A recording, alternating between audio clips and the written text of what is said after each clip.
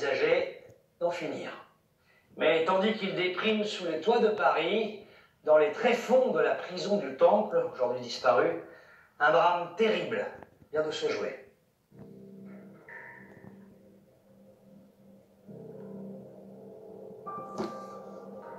Après que le peuple a guillotiné son roi, Louis XVI, et sa reine Marie-Antoinette, leur fils, le petit Louis XVII, héritier du trône, meurt de la tuberculose à la prison du Temple le 8 juin 1795, seul et abandonné de tous.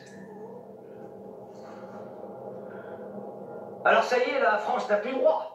C'est la République pleine et entière. C'est incontestable. Non, non, ce n'est pas si simple.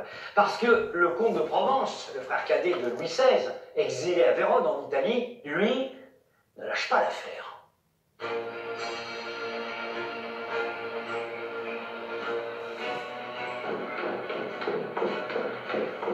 Ah, mes amis, un envoyé du prince de Condé vient de m'apprendre une malheureuse nouvelle.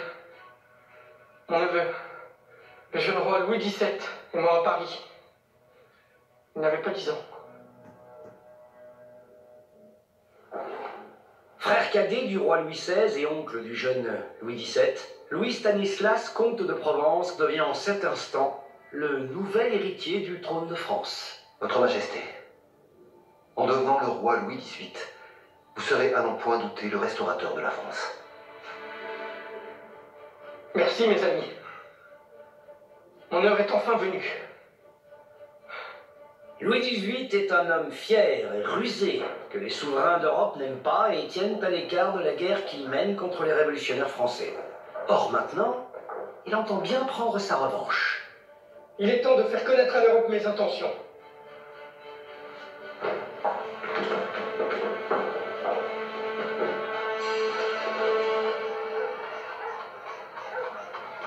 Dans son manifeste de Vérone, le comte de Provence s'est autoproclamé Louis XVIII. Quel toupet! Il y demande le rétablissement immédiat de l'Ancien Régime. Il veut que toutes les personnes impliquées dans la mort de son frère Et celle de Marie-Antoinette soient exécutées. Ne persiflez pas trop, mesdames. La déclaration de Louis XVIII redonne de la vigueur au parti royaliste de France. Il faut être vigilant.